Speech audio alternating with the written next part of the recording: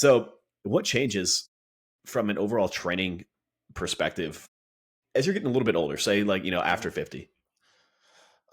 Great question. Well, it's interesting. Like it, obviously the mechanics don't really change. It's still lifting weights. It's still progressive overload. It's still showing up every day. But probably the biggest thing is I put a lot more focus on just on the consistency, like just getting in there when I say I'm going to get in there, as opposed to just always like killing it. I'm not quite so focused on leaving the gym smashed, that kind of thing. And man, for years I battled with that, even into my 40s. Like if I'd follow a workout and if I left and I felt like, I left a little, I felt feeling too good, like I didn't destroy myself, I'd almost feel guilty. And Yeah.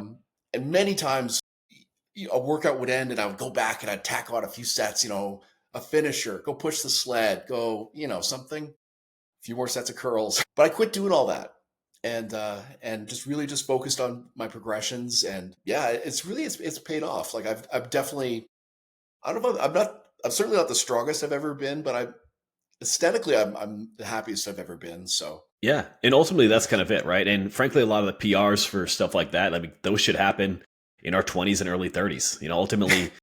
Ultimately a guy who's trained, right, for 10, 15, 20 years hard as an athlete or physique, like they've Yeah. got more wear and tear in their body than somebody who's been sitting in the office not really training at 60. And we have to evolve Well, with that.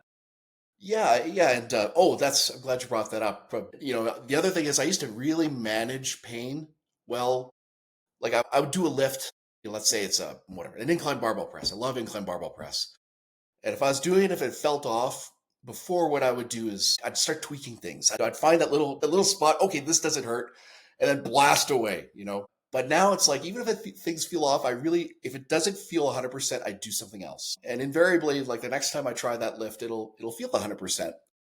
And I started applying this actually. I mentioned incline barbell press, but I really started applying that with chin ups because like I was always the king of bodyweight chin ups, and Yeah. I built a pretty good back from it. I was really strong. And I remember I tested with Charles Poliquin. He would do his weighted chin up tests, and I got up to 90 pounds doing reps.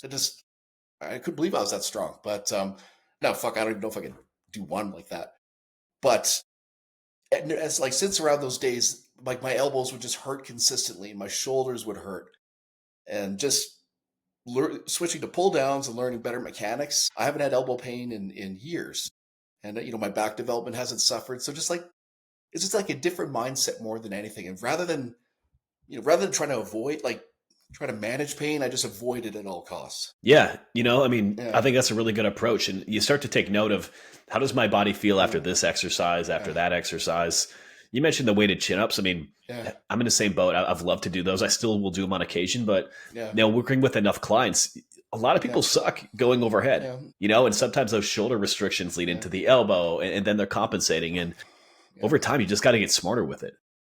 Totally. And again, I'm not saying like that lift is inherently dangerous, but it's especially like weighted dips, weighted chins, and or even heavy benches, and really anything where there's a considerable amount of weight.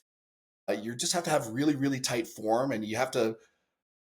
I find, at least for me, I just have to train a lot more scared, if that's proper grammar, Yeah. as opposed to just fucking going for it. Get after it. Like we challenge ourselves.